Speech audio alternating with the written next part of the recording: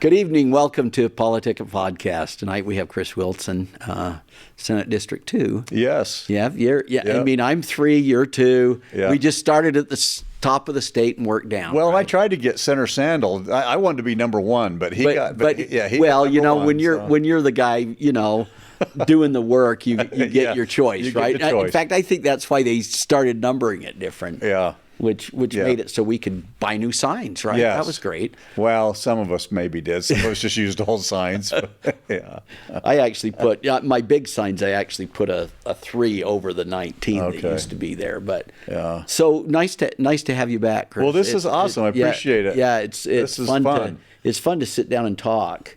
Of course, you got a race going on. Yep. Right. But you don't have a Democrat running against you. Yes, I do. Oh, you do? Yeah, okay. I do have a Democrat. I did not have a Republican. I didn't have a primary. Oh, but I do have a Democrat. Right. Okay. Same Democrat that ran 4 years ago. Okay. And so running again. So. Well, that's interesting. Yep. Well, you know, the Democrats have done a pretty good job of raising money. I don't know where they get all their money from, but you know, it just keeps us honest, I guess. Yeah. So let's talk a little bit about your race and the kinds of things that are going on out there. You know, I mean, we've come off pretty good 4 years. Yes. You know, you think about it. I mean, when we went in there, for instance, you know, Social Security taxes, we've looked at that, right? That's a big thing for seniors. Yep. You know, I mean, what was it? 35,000, I think, was the yep. What was the level of anybody exemption, right? Yep. Anybody above that paid state income taxes on their Social Security benefits. Right. And we've moved that up to what, 75? 75,000, what it is currently. Yep, yeah. Social Security. And exemption. I know you've had some proposals of even moving that up even more. Yeah, I think it's time for us to take a look at it. It's been a couple of years. I was on a working group 2 years ago where we looked at the Social Security taxes, income taxes, and we were able to cut them at that. We raised the exemption from 70 to 75,000. I think it's time to do that again. Last year I ran the income tax bill. We were able to cut it from 4.65 down to 4.55. Yeah, I was lucky to let you let me co-sponsor that. No, that was great. Yes, I appreciate. But it's always nice to be able to cut taxes. You know, what's interesting, and you know, I was having a conversation with Rob Bishop a few weeks ago, and one of the comments he made, I thought that was strong, as he says, you know, it's interesting to be in an environment where you're cutting taxes like that, but yet you're re-emphasizing public education. Yep. Because, you know, you think about what we've done there. I mean, you know. It's very impressive. And that's why President Adams of the Senate keeps saying we've cut taxes again and again and again and again, and yet we've still funded education. We still funded infrastructure. We still funded so many other things, and also given money back to our hardworking Utahns, especially our middle class and those with kids and the inflation issues they're dealing with. I think it's important for us to give some of that money back to them that they've so well, and that keeps us from spending it too. Well, exactly. Right? That's why people say, "Why do you keep cutting income tax?" I said, because that way we're not even tempted to spend it. Well, nobody can spend that money better than themselves. So let them spend it where they should and think they can, and to help out their families the best. Yeah. So, but yeah, the income tax, we've done a great job. We've cut it a number of times. We're down to 4.55. We started at 4.95, and so you know, and we were way at the bottom in terms of teacher salaries. Oh, and now, hey, we're you know. I mean, U.S. News just came out and rated us number 2 in the country in education, right? Yep.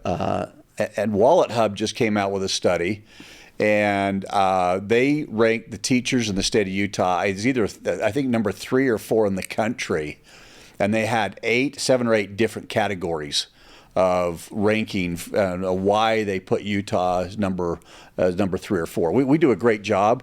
Top 10 for starting teacher salaries.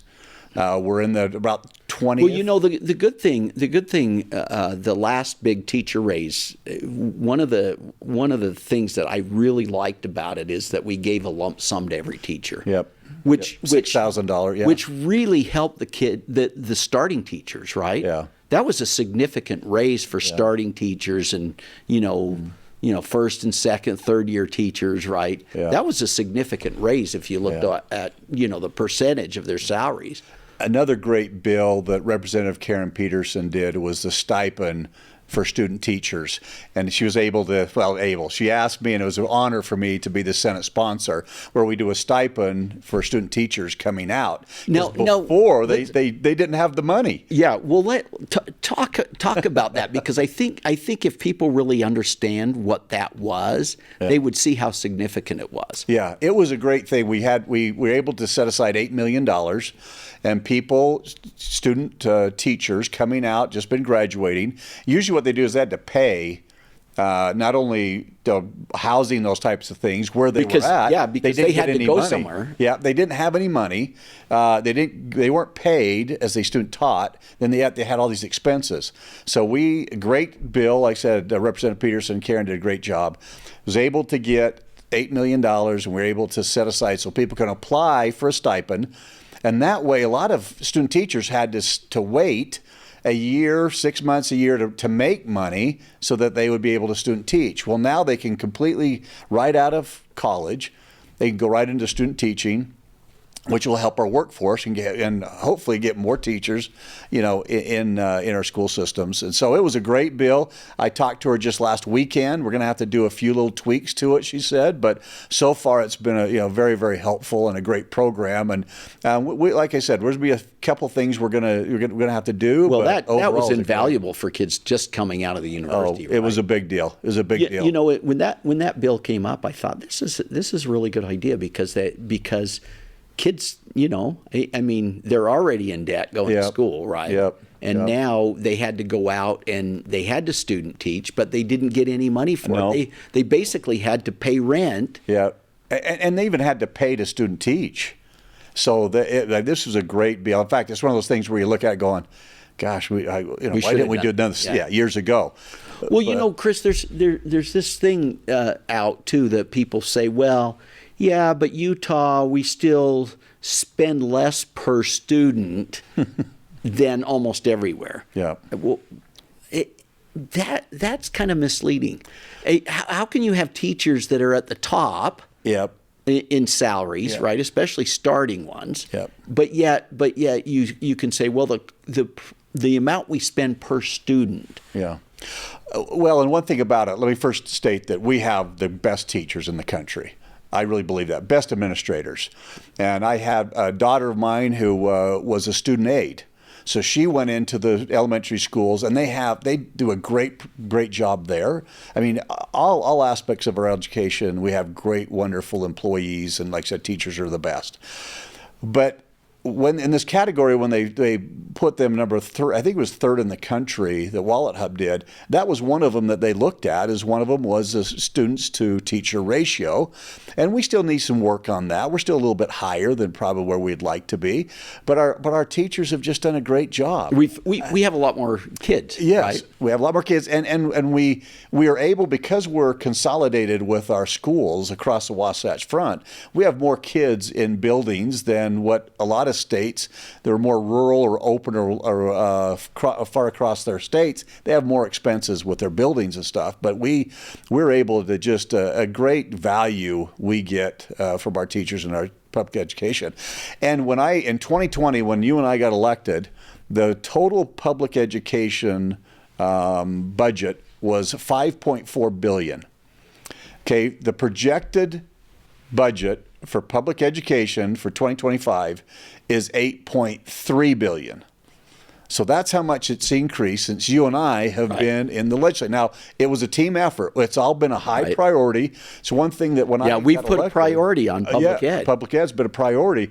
When I got elected, I told people there's no better investment we can make in our future than to make sure our kids are educated, especially for the jobs of the future. You're looking at innovation, artificial intelligence. I mean, all these things that are coming out, and we got to make sure that our kids are ready for that workforce, because it's our economy that we're able to collect the revenues that we can put back into education and back into infrastructure and those areas that we need as we grow. I consider that a proper role for government. Yes. And some people will argue, well, we don't necessarily have public education, but you sent your kids to public schools. Yep. I sent my kids to public schools. Yeah, and it's interesting because I had some of my kids and it went to charter schools. I've got one daughter right now that homeschools.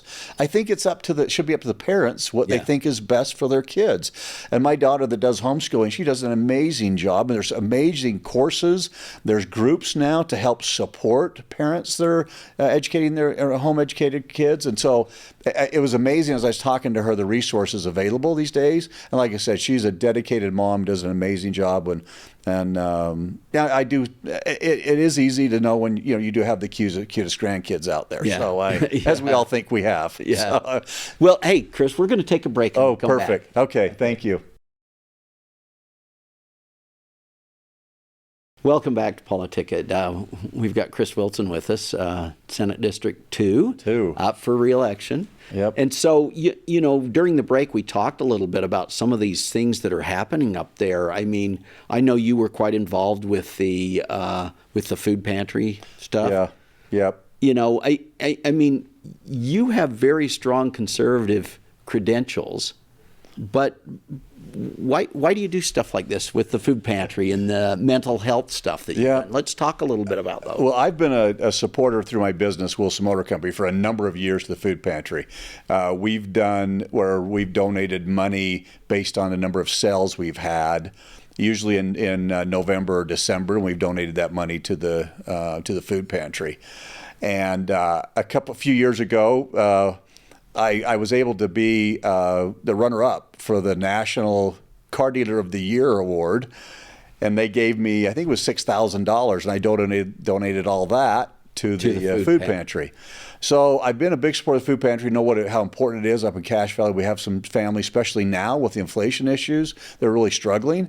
And the food pantry, and Matt does a great job up there. Matt Whitaker is the director. He does a great job. And on Wednesday, they're going to have a grand opening for an expansion of the food pantry. And I was fortunate to get $1 million a couple years ago. They had some ARPA money left over, and found out a little bit about some of the different accounts they had, and we ran an appropriations. We're very fortunate to get $1 million to help them expand their food pantry. Unfortunately, I'm not going to be able to be there because we've got interim meetings the next couple of days, but on Wednesday they're going to have a grand opening. They've expanded it and done some amazing things there with the food pantry. We've also started a food pantry over in Garden City with some needs over in Rich County, and was able to provide some funds there as we got that going. And the food pantry in Logan provides a lot of those resources that they need, the food. And the Utah Food Bank does provide a lot of food up to the food pantry in Logan. But I've always kind of been a big supporter, knowing that there's some families out there, and they're not all low income. There are some other middle income families that are struggling at different times. So they see all kinds of people. They don't ask questions. They provide food, and they do a great job. And so that's going to be a big deal for Northern Utah, and they have people come from all over. Well, you would expect that at a food pantry, right? To have all different people come that have a temporary insecurity, right? Yep. A lot of people that are on, the WIC programs, or they're on food stamps, they don't need that as much as some of the other families. Exactly. That are hurting, right? Yep. And it also helps a lot with the nonprofits. CAPS, I know, relies on the food pantry for a lot of resources for theirs, and the family place. There's other nonprofits. Well, I know and they'll you've work been together. big on supporting CAPS and other things too, right? They do a great job. Yeah, Jill Anderson does an amazing job there at the CAPS. And we are really lucky in Cache Valley. We have some amazing nonprofits up there that do a great job of taking care of people and, abuse victims and kids. I always worry about kids, because kids don't choose who their parents are. They don't choose their situations, and they ought to have help in the situations that they are in. They shouldn't go without food. And a few years ago, I was able to help provide a van as we started food pantries in all the schools up in Cache Valley, and they had kind of a backpack program where kids could go and get food. Some of them could take it home for the weekend, and that was a great program and helped. As we know, if you're hungry, it's hard to teach you. If we can feed and then teach them, they're going to learn a lot more. And so that was another great program.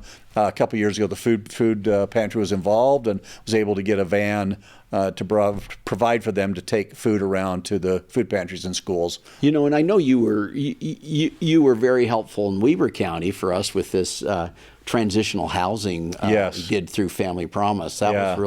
That was great getting your help with that. Yeah, and that was a great program, and Senator Buxton was really the one that steered that, and in our IGG committee we were able to get some money for that. A great program, because people have to have jobs. So to be part of that. You mentioned IGG. I know you chair that committee. Can you explain what IGG is? Great program. Most people don't even know much about the committee, and we're actually splitting that committee. Next year we're going to have a transportation and then a general ops committee.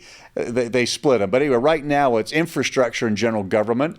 We're over all the UDOT's budget. We're over transportation, and then we're also over general GovOps, which is the biggest organization of state employees. But from the financial side of it, right? Yes. The appropriation side of that. Yes, and as far as the funds they need and different things, it's been very rewarding. I appreciate it.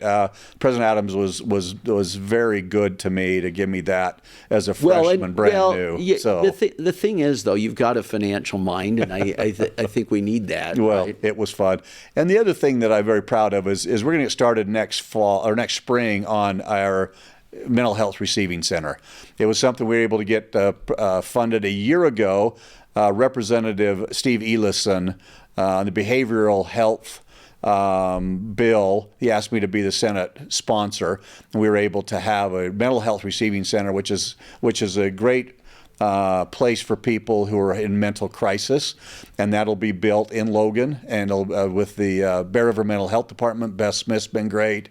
Jordan Mathis, the health department, and also Sheriff Chad Jensen all did a great job, and we were able to get that funded, and that should be starting to be built next year and will really help with the mental health crisis that we have, not only in Cache Valley, but many other valleys across the state. Well, it's good having you up there. I think you've been really helpful to, not only these nonprofits up by there, but even the university, right? Yeah.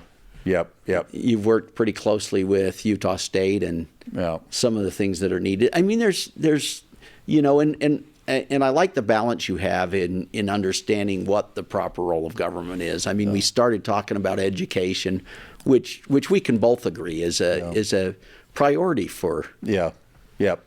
And especially for our economy going forward. I mean, we do have the best, the most robust economy in the country, and a lot of it is our workforce and our kids. Our kids are a huge asset. Having the number of kids we do in education and coming up, and if we can keep them educated in the proper areas with innovation, technology, then that's only going to help our state long term to provide really jobs for high-paying jobs for people and keep our entrepreneurs going. Yeah.